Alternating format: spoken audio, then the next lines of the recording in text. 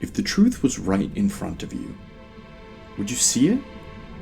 Or would you turn away, refusing to question what others say you should believe? This one is machine and nerve, and has its mind concluded. This one is but flesh and faith, and is the more deluded. In one of Halo 2's most powerful moments, the Grave Mind exposes the flaws in both Master Chief and the Arbiter. It sees Chief as the unwavering soldier, bound to follow orders without question, while the Arbiter is a blind zealot, consumed by his religion. Hello everyone, I'm Valathor. Today, we'll uncover how Master Chief's story is defined by the consequences of unquestioning loyalty. And in my next video, we'll explore how the Arbiter's story mirrors it, through the cost of unquestioning faith.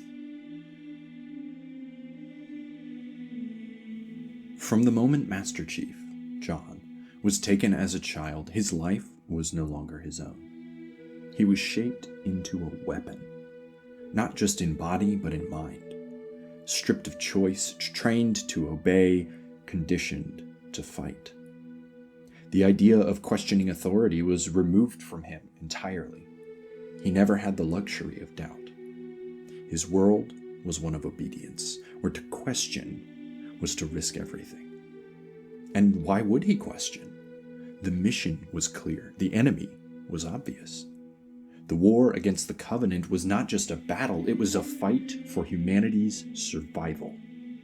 And in times of war, certainty is a rare gift. Chief's obedience became his anchor. There was no need to stop and wonder if he was on the right path. The path had already been decided for him. The clarity of the mission, the simplicity of the enemy, it all made following orders feel like the only choice. In the midst of chaos, figures like Captain Keyes, Commander Miranda, and Cortana became symbols of trust. The UNSC gave Chief purpose, direction, a reason to fight.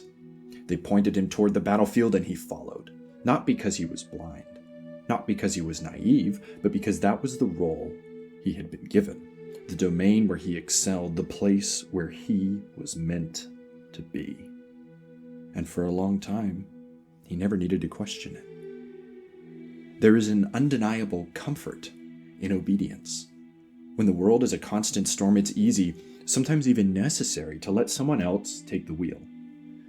Following orders meant Chief didn't have to make the hard decisions, didn't have to wrestle with moral uncertainty or shades of gray. The mission was the mission. The enemy was the enemy. The only thing left was to move forward and complete the next objective. But what happens when the storm clears and we've stopped questioning, no longer seeking truth? How often do we place our trust in authority to give us the answers we so desperately seek? And if that trust is misplaced, will we even notice before it's too late? For years, Master Chief had no reason to question. The UNSC was his foundation. The mission was clear, but even the strongest foundations crack. And when they do, what's left? Chief had always trusted his commanders. He was a soldier, and they gave him orders. But not all orders are given in good faith. The Office of Naval Intelligence, ONI, had built the Spartans on deception. They stole children, erased their pasts, and shaped them into weapons for humanity's survival, they said. Master Chief and his fellow Spartans were not created to fight the Covenant, but to crush humans, dissenting against the governmental authority of Earth. The UNSC had never been fully honest with him. His very existence was based in deception and subterfuge. And yet, instead of choosing to think for himself, he did what he was trained to do. He buried it. Obedience was easier than doubt. But the cracks were growing.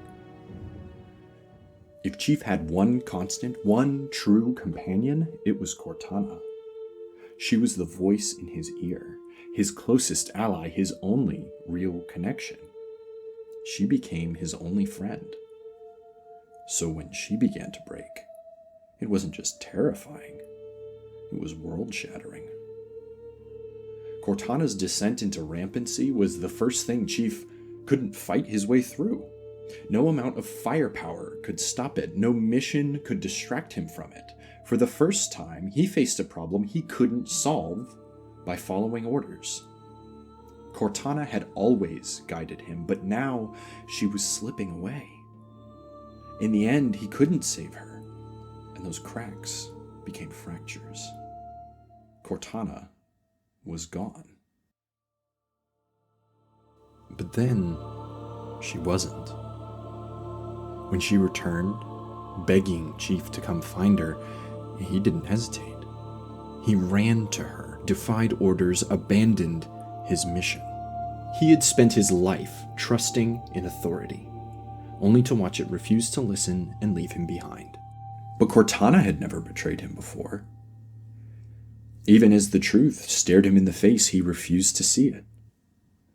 Cortana was different, changed. Her voice, her words, her very presence, they were all wrong. But he held on anyway. Not because he believed in her new vision, but because the alternative was too painful to face. To admit she was gone was to accept that he had lost the last thing he truly trusted.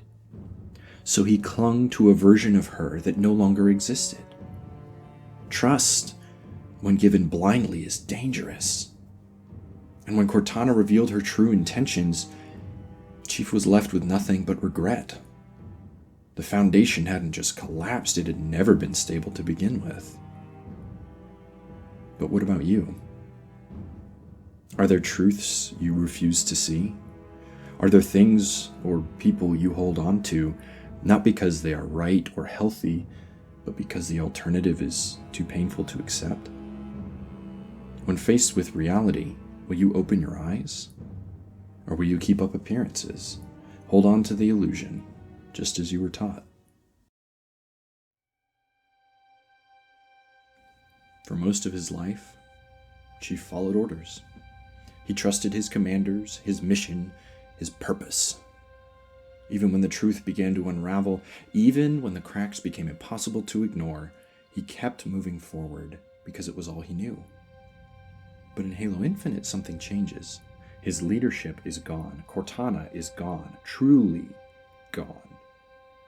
But in her place stands the weapon, a new AI, familiar yet unknown. She was created to destroy Cortana and to be erased when the mission was complete. Just another tool, just another order to follow. But when the time comes to delete her, Chief refuses. You need to delete me. No. Partially because their mission is not complete. Partially because he sees an opportunity to redeem himself, to choose who he trusts and why. However, later, when he perceives the weapon's continued existence as a threat, this time he doesn't hesitate. Master Chief does what he was trained to do. He follows the mission and deletes the weapon.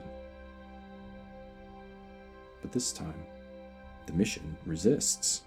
The weapon sees what Chief cannot.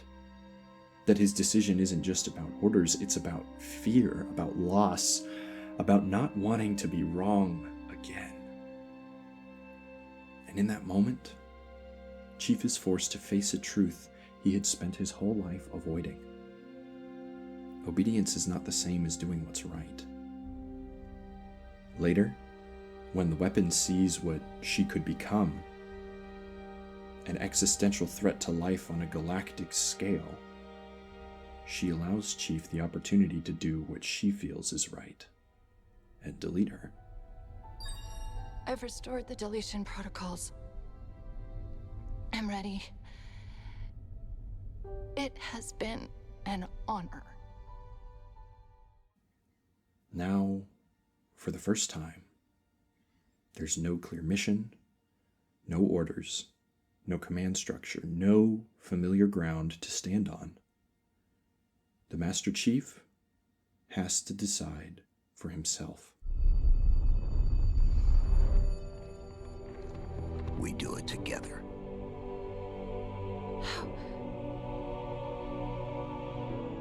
How can you trust me? I don't. But I want to. Chief doesn't delete the weapon. Not because of orders, not blindly, not without question, but this time with discernment. Not all trust is weakness, and not all questioning is betrayal. This is the moment where Master Chief changes. He is still a soldier, but he is no longer just a weapon. He has learned to think beyond the mission. When faced with conflicting truths, do you rely on others to decide for you, or do you take the time to think for yourself? Because trust without discernment is not trust at all. It is a quiet abdication of responsibility. Master Chief's journey is one of growth, not just as a soldier, but as one learning to discern the truth for himself. For so long, he trusted without question, obeying the mission and following orders. But as his world began to unravel, so too did his unquestioning loyalty. The truth, it turns out, is not something you can simply follow. It's something you must confront, consider, challenge, and understand for yourself. Chief's story invites us to reflect on our own habits, our own trusts, the forces that guide us. Are we blindly following everything we've been told, or are we truly engaging with the truth? Will we question the authority we've leaned on, or continue marching forward, handing the reins of our lives over to some other person? The choice isn't always easy, but it's one we all face. Where do you find the truth?